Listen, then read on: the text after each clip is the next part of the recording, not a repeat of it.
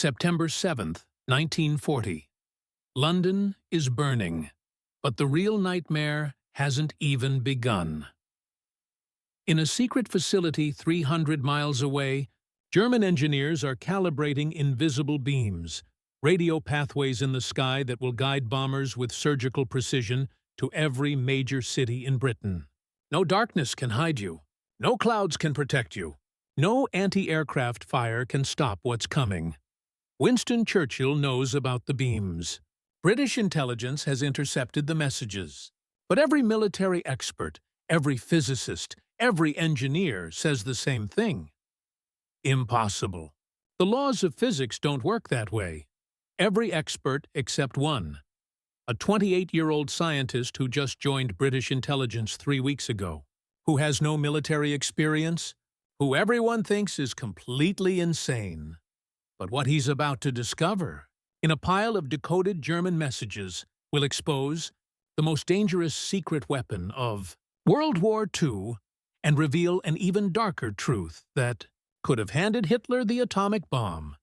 This is the story of how one man's refusal to accept impossible saved millions of lives in a war nobody knew was being fought, a war without bullets, without bombs, without a single soldier. An invisible war that determined whether Britain would survive or fall. And it all started with 3 words in a German message that made no sense to anyone, except him. November 14th, 1939, Dr. Reginald. Victor Jones pulled his overcoat tighter against the bitter London wind as he approached the imposing stone facade of the Air Ministry, building on King Charles Street. He was 28 years old, baby-faced, wearing spectacles that constantly slid down his nose and carrying a worn leather briefcase that contained his entire academic career. Published papers on infrared physics, recommendations from Oxford professors, and a nagging feeling that he was about to be told this had all been a terrible mistake. 3 weeks ago, he'd been a comfortable academic at Oxford, teaching physics to undergraduates and conducting research on infrared spectroscopy. Then the letter arrived, a polite but firm request from His Majesty's government to assist with matters of scientific intelligence crucial to national security. Jones had no idea what that meant. He'd never worked in intelligence, never worked in military research. His specialty was understanding how light and heat worked at the molecular level, hardly the stuff of spy novels. But Britain was at war, and when your country calls, you answer. The guard at the entrance examined his identification papers with the kind of suspicion usually reserved for foreign spies. Jones waited, feeling increasingly awkward in his rumpled tweed jacket, among the crisp military uniforms flowing past him. "Dr. Jones?" a voice called from the entrance hall. A severe-looking woman in her 50s, wearing a stern expression and an even sterner hairstyle, approached him. "I'm Miss Richardson. Professor Lindemann is expecting you. Follow me, please. Professor Frederick Lindemann." Jones knew the name. Everyone in British physics did. Lindemann was Churchill's personal scientific advisor, a brilliant but abrasive physicist who had the Prime Minister's ear on all matters technical. If Lindemann had summoned him, this was serious. They climbed 3 flights of stairs. The lift was broken, Miss Richardson explained curtly, and navigated through a maze of corridors that smelled of pipe tobacco, old paper, and institutional cleaning products. Everywhere Jones looked, he saw people hurrying with files marked secret or most secret, speaking in urgent whispers, the atmosphere thick with barely controlled chaos. Britain had been at war for 2 months. The fighting hadn't really started yet. This was the period history would later call the Phony War. But everyone could feel the storm building. Hitler had conquered Poland in weeks.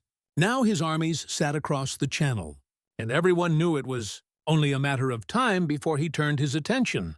Westward, Miss Richardson stopped at a door marked Scientific Intelligence Service and knocked twice. "Enter," came a sharp voice from within.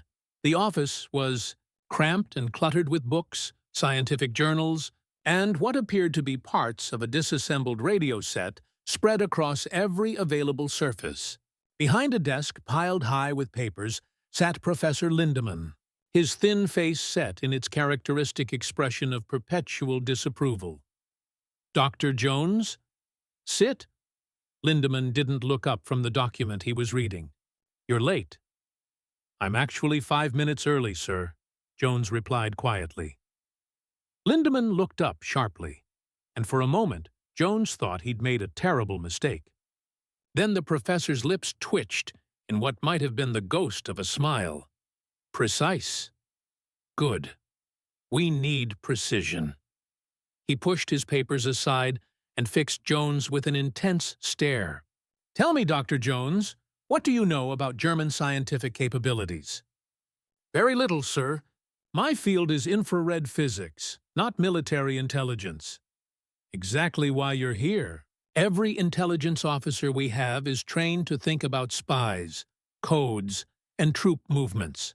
None of them understand that modern war will be won or lost based on technology. Radar, radio, physics, chemistry. The Germans know this. They've been preparing for a scientific war while we've been pretending it's still 1918. Lindemann stood and began pacing, his hands clasped behind his back. "I've been authorized to create a new section, Scientific Intelligence.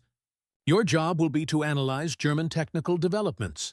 Anything related to physics, radio, electromagnetic radiation, navigation systems. We have intercepted communications, photographs from reconnaissance flights, reports from agents in occupied territories.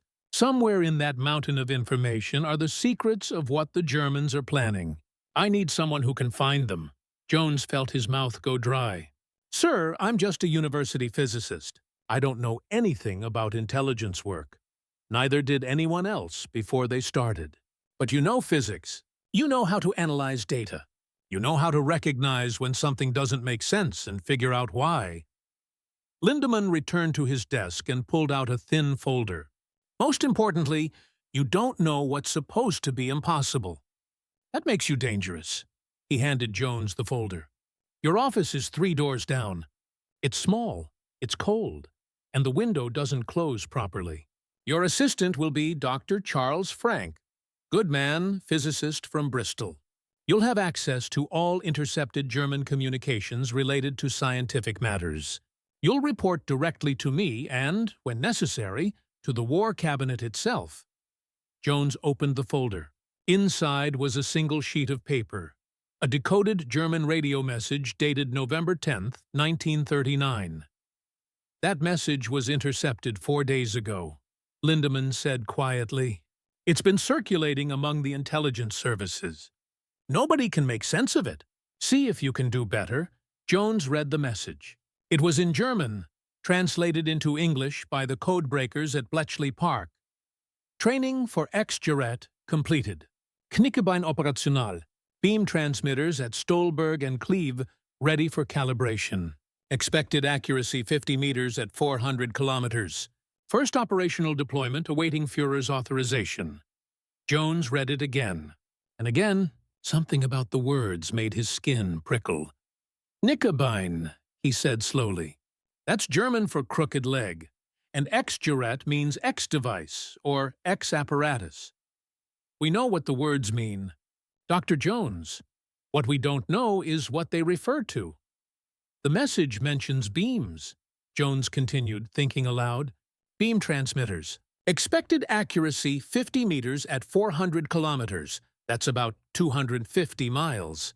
They're talking about hitting a target 50 meters wide from 250 miles away." "Impossible," Lindemann said flatly. "No navigation system has that kind of accuracy, especially not over that distance. Most assume it's some kind of new artillery or rocket system." But Jones's mind was racing. Beams, transmitters, accuracy over distance. He thought about radio waves, about how they propagated, about the equipment needed to broadcast and receive them. "What if," he said slowly, "what if they're not talking about weapons at all? What if they're talking about navigation? Lindemann frowned. Navigation? Radio beams. Directional radio transmitters that create narrow beams of radio waves. A bomber could follow the beam like a railroad track in the sky. And if you had two beams intersecting over a target, the laws of physics don't support narrow radio beams over that kind of distance, Lindemann interrupted. Radio waves spread out, diffuse. You can't maintain a beam narrow enough to be useful over hundreds of miles.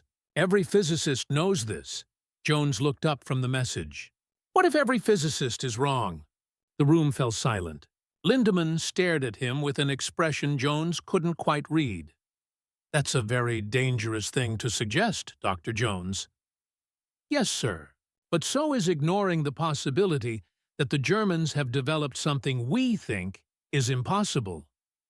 Lindemann walked to the window and stood there for a long moment, looking out at the London skyline. When he spoke again, his voice was softer. 3 doors down, Dr. Jones. Your office. I want a full analysis of that message by tomorrow morning. If you're right, if the Germans have developed a radio navigation system, then every assumption we've made about bombing accuracy needs to be reconsidered. And if I'm wrong? Lindemann turned back to face him. Then you'll have wasted 1 day of the war. But if you're right, and we do nothing, we could lose everything. Jones stood, clutching the folder. I'll need access to technical libraries, to reports from crashed German aircraft, to any intelligence we have on German radio capabilities. Miss Richardson will arrange it. One more thing, Dr. Jones. Lindemann's expression was grave. If you discover that the Germans have developed the kind of system you're suggesting, it means they can bomb any target in Britain with unprecedented accuracy. At night, in fog, through clouds. Nothing we have can defend against that. So I hope, for all our sakes, that you're wrong. Jones nodded and left the office, his mind already racing through calculations, theories, and implications. He had no idea that the message in his hand would lead him to uncover not just one secret weapon, but an entire invisible war being fought above Britain's skies. A war that would eventually expose Hitler's most dangerous programs, including one that could have changed the course of human history.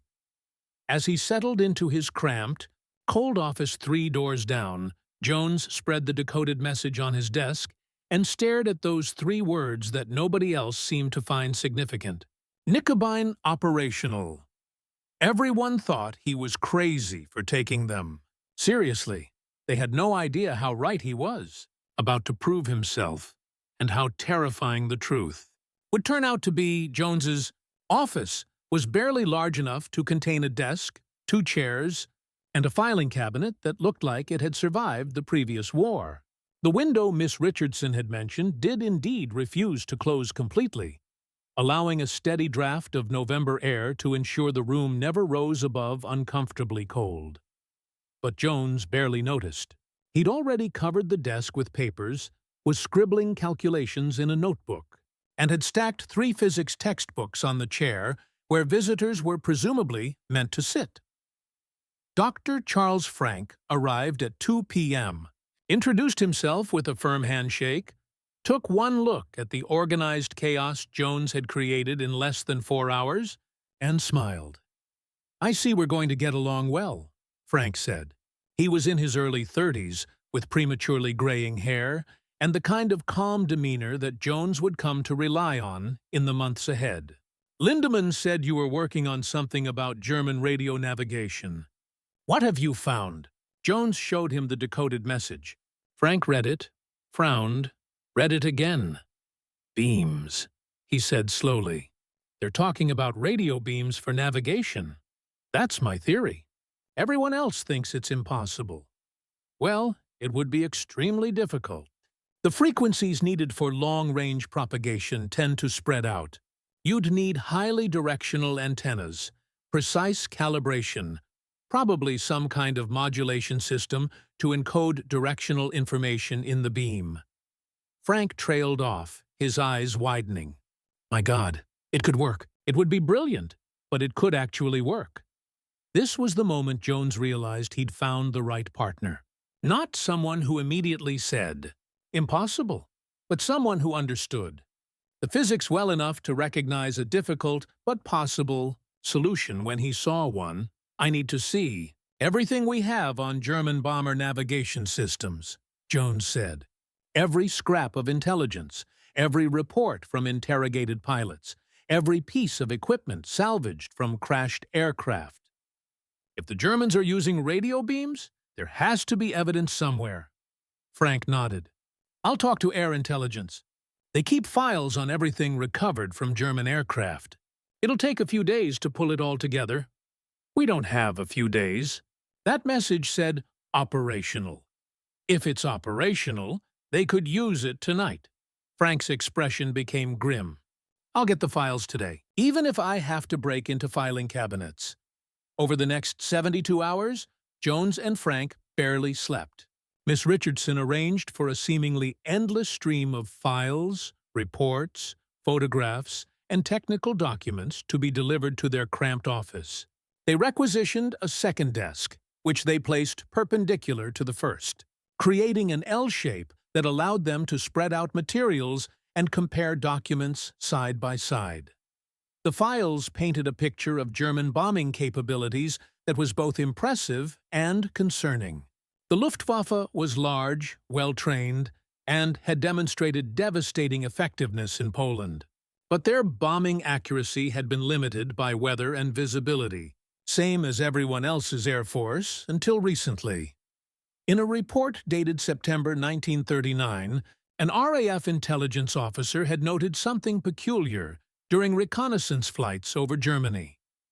Unusual antenna installations observed at several locations in western Germany. Towers approximately 100 feet high, with an array of horizontal antenna elements. Purpose unknown. Not consistent with standard radio broadcasting or military communications designs. Jones pulled out that report and showed it to Frank. "Look at this. Unusual antenna designs. What if these are the beam transmitters mentioned in the intercept?" They requested reconnaissance photographs of the locations mentioned in the report. The photos, when they arrived 2 days later, showed exactly what the report had described. Tall towers with distinctive antenna arrays that didn't match any known radio broadcast design. "Those are directional antennas," Frank said, examining the photos with a magnifying glass. "See how the elements are arranged in a specific pattern? That's designed to focus radio waves in one direction, like a spotlight focuses light." Jones felt a chill run down his spine. "So it's real. The Germans have built beam transmitters. It looks that way. But we still don't know exactly how their system works or how to counter it." The breakthrough came from an unexpected source. Among the files Air Intelligence delivered was a report from the interrogation of a German bomber pilot who'd been shot down over the North Sea in October. The pilot, eager to cooperate after being told his entire crew had survived, had been quite talkative during his interrogation. Most of his information was routine: unit identifications, base locations, training procedures. But buried in the middle of a long transcript, Jones found this exchange. Interrogator: "How do your pilots navigate during night missions?" Pilot: "We use standard dead reckoning, radio beacons, visual landmarks when possible." Interrogator: "What about when visibility is poor?" Pilot: "Then well, some units have special equipment." Interrogator: "What kind of special equipment?" Pilot: "I shouldn't talk about that. I've said too much." Interrogator: "You mentioned special equipment. That suggests you know about it even if your unit doesn't use it." Pilot: "During training, some crews were selected for advanced navigation courses. They learned to use the new system. The beam flying system." Interrogator: "Beam flying?" Pilot: Long pause. "I can't talk about it. I've already said too much. They told us it was the most secret development. Please, I don't want to cause trouble." The interrogator had pressed further, but the pilot refused to say anything more. At the time, the interrogator had noted this exchange as potentially significant, but hadn't understood its importance. Jones understood. Beam flying system, he said to Frank, underlining the words in the transcript. The pilot confirmed it. They're training crews to fly using radio beams. If pilots know about it, then it's not just experimental. It's operational, or nearly so. Jones pulled out the original intercept again. Nicobene operational. First operational deployment awaiting Führer's authorization. Charles, I think we're looking at a weapon system that's ready to use. The only reason they haven't deployed it yet is because Hitler hasn't given the order. Which means we have a window. Time to figure out how it works and develop countermeasures before they start using it. How do we do that? We don't have any German beam flying equipment. We don't know the frequencies they're using. We don't even know for certain how the system is supposed to work. Frank thought for a moment. We start with physics. What would a beam flying system need to do? How would it need to work? If we can figure out the theoretical requirements, we can make educated guesses about the implementation. They spent the next day working through the physics. A radio beam navigation system would need to solve several problems. First, the beam would need to be narrow enough to provide accurate guidance. If the beam spread too wide, a pilot following it wouldn't know precisely where they were. Second, the beam would need to encode directional information.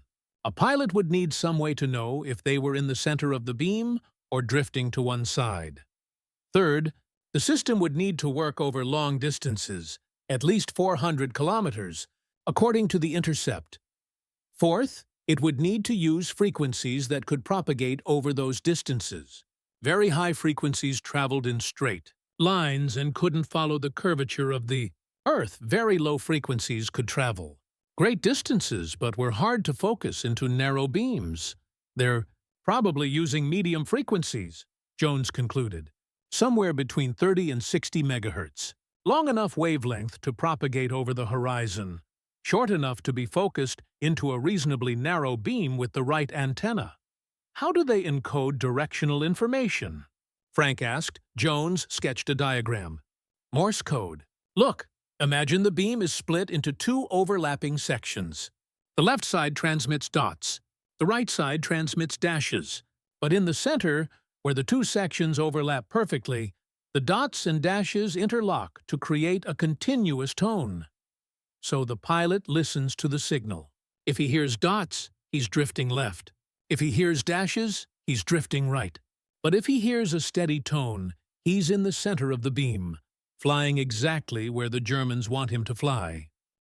Exactly. It's elegant. Simple enough for any pilot to use, but accurate enough to guide them to within 50 meters at 400 kilometers, Frank finished, quoting the intercept.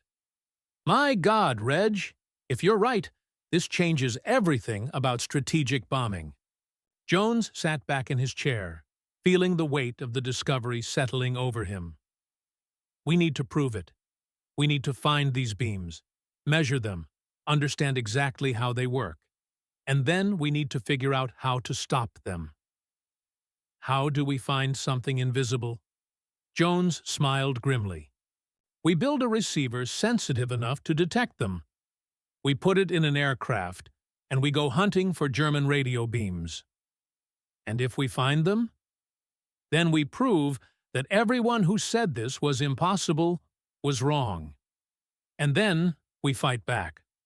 What Jones didn't yet understand was that Nicobene was just the beginning. The Germans had developed an entire family of beam systems, each more sophisticated than the last. And hidden within the programs developing these systems were scientists working on something far more dangerous. But first, Jones had to prove that radio beams were real, and he had exactly 4 days to do it before a meeting with the War Cabinet, where he would either be vindicated or humiliated in front of Britain's highest military leadership. The clock was ticking, and somewhere in Germany, the Luftwaffe was calibrating their beams, preparing for the day when Hitler would give the order to unleash them on British cities. Getting approval to mount an aerial search for hypothetical German radio beams proved nearly as difficult as the physics. Jones requested a meeting with Air Marshal Sir Philip Joubert, who oversaw RAF technical operations. The meeting took place at 7 a.m. on November 20th in Joubert's office, a significantly more impressive space than Jones's cramped accommodations. Joubert listened to Jones's presentation with the kind of polite skepticism that Jones was becoming familiar with.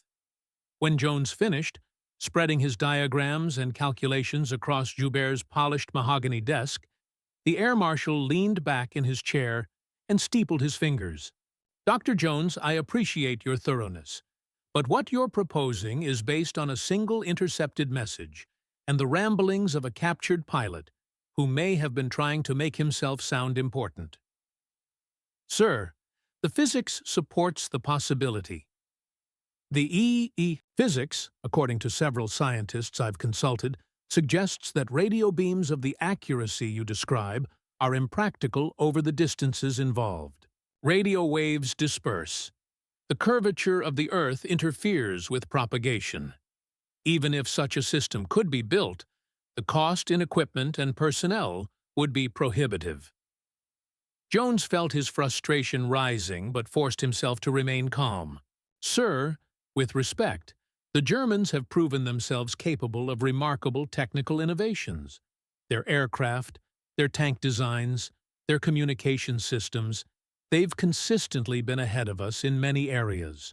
Why would we assume they couldn't develop advanced navigation systems? Because, Dr. Jones, extraordinary claims require extraordinary evidence, and right now, all you have is speculation."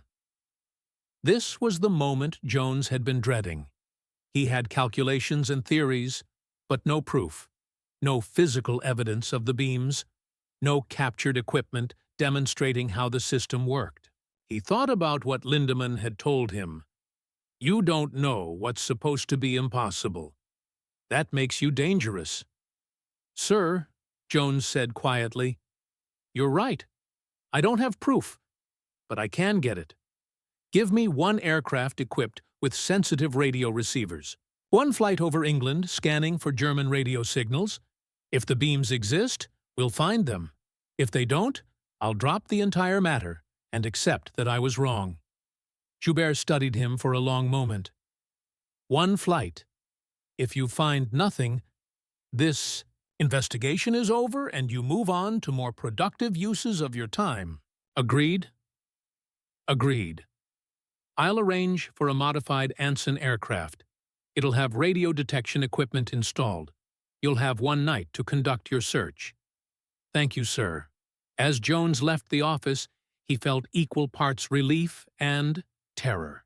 He'd gotten his chance, but if he was wrong, his credibility would be destroyed before his career in intelligence had barely begun. Charles Frank was waiting outside. "Well?" "We have one flight. One chance to find the beams. Then we'd better make it count." The modified Anson aircraft was ready 2 days later. The plane was equipped with radio receivers covering a wide range of frequencies, along with direction-finding equipment that could determine where a radio signal was coming from. The equipment had been hastily installed and looked like a mad scientist's workshop. Wires running everywhere, receivers stacked on makeshift shelves, antennas protruding from the fuselage at odd angles. The pilot, Flight Lieutenant Harold Jordan, examined the setup with obvious misgiving. "Dr. Jones, this looks like it was assembled by someone who failed their electrical engineering course." "It essentially was," Jones admitted. "We had 48 hours to design and install all this. The important question is, will it work?" Jordan shrugged. "We'll find out. Where exactly are we searching?" Jones had spent considerable time calculating the most likely search area. If the Germans were using Nicobine for guidance, they'd need to point the beams at British targets they most wanted to hit: industrial centers, ports, cities with military significance. He'd made a list of potential targets and calculated likely beam paths from the transmitter locations identified in the reconnaissance photographs. The calculations suggested that beams would pass over the Midlands, particularly around Derby and Nottingham. "We'll fly a search pattern over the Midlands," Jones explained, showing Jordan the flight plan. We'll scan frequencies between 30 and 60 megahertz. If we detect anything unusual, any narrow directional signal that seems to originate from Germany, we investigate it thoroughly. And if we find nothing, then I've wasted everyone's time, and the air marshal will probably have me reassigned to counting paper clips. Jordan smiled. Well, we'd better find something then. I'd hate for the paperclip inventory to fall into your hands. The flight was scheduled for that evening, November 22nd. Jones spent the day triple-checking the equipment, running through scenarios with Frank, and trying to ignore the growing knot of anxiety in his stomach. What if he was wrong? What if the entire theory was based on a misunderstanding of that intercepted message? What if the beams were something completely different than what he imagined? At 6 p.m., Jones and Frank drove to the airfield where the Anson was waiting. Jordan and his co-pilot were completing their pre-flight checks. The equipment had been powered up and was showing the steady hiss of radio noise across multiple frequencies. "Dr. Jones?" Jordan called from the cockpit. "We're ready when you are." Jones climbed aboard, followed by Frank. They settled into the cramped space among the equipment racks. Jones put on a pair of headphones and began scanning frequencies, listening to the various sounds of the radio spectrum. Static, distant, radio broadcasts, military communications, all the normal traffic of the airwaves. The Anson's engines roared to life. Within minutes they were airborne, climbing into the twilight sky. For the first hour, Jones heard nothing unusual. They flew their planned search pattern, covering the area around Derby. Jones methodically scanned through frequencies, listening for anything that seemed out of place. Nothing. He could feel doubt creeping in. Maybe everyone else had been right. Maybe this was impossible. Maybe he'd let his imagination run away with him based on fragmentary evidence. Then, at 8:47 p.m., while tuning through frequencies around 31.5 megahertz, Jones heard something that made him freeze. A signal.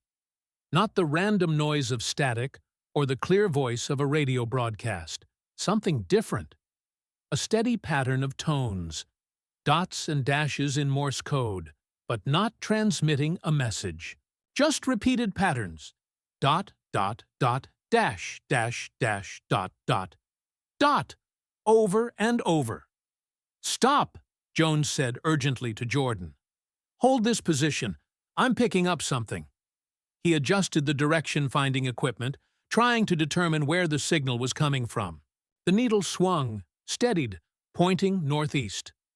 Toward Germany. Jones's hands trembled as he fine-tuned the receiver. The signal became clearer, and now he could hear what he'd theorized. The dots and dashes weren't random. They were encoding directional information in a beam. "Charles," Jones whispered, though there was no need for quiet in the noisy aircraft. "I'm hearing it. The beam. It's real." Frank leaned over, listening through a second set of headphones. His eyes widened. "Dear God, Reg, you were right." Jones asked Jordan to fly perpendicular to the apparent direction of the signal. As they moved, Jones listened carefully to how the signal changed. When they flew one direction, the dots became more prominent. When they flew the other direction, the dashes dominated. But there was a narrow corridor where the dots and dashes overlapped perfectly, creating the continuous tone that would tell a German pilot he was in the center of the beam. They'd found it. Nicobine was real. Over the next hour, they mapped the beam as thoroughly as they could. It was narrow, only about 3 degrees wide, and it passed directly over Derby before continuing southwest toward the Bristol Channel. Jones used their measurements to calculate back to the source. The transmitter appeared to be located almost exactly where the reconnaissance photographs had shown unusual antenna towers in western Germany. Every piece of evidence fit: the intercepted message, the unusual antennas, the pilot's testimony, and now direct physical proof: a narrow radio beam originating from Germany. precise enough to guide a bomber to within hundreds of meters of a target. As they flew back to the airfield, Jones felt a mixture of vindication and dread. He'd been right, but being right meant that Britain faced a threat more dangerous than most people understood. They landed at 10:30 p.m. Jones immediately called Lindemann's private number. "Professor, it's Jones, we found it. The beam is real." There was a long pause on the other end of the line. "You're certain?" "Absolutely certain. We have recordings, direction-finding data, detailed measurements. It's exactly what I theorized. The Germans can guide their bombers with unprecedented accuracy using radio beams." Another pause. "I'll arrange an emergency meeting with the War Cabinet. Tomorrow, 10 a.m. Be prepared to present everything you found. And, Dr. Jones, I hope you're also prepared to tell us how to stop this thing." Jones hung up and looked at Frank. "We did it. We proved the beams exist. Now comes the hard part," Frank said quietly, "figuring out how to defeat them." Neither of them went home that night. They returned to their office and began preparing their presentation, compiling evidence, developing diagrams, and starting to sketch out ideas for countermeasures. Somewhere over England, invisible beams were crisscrossing the night sky, waiting to guide German bombers to their targets with terrifying precision.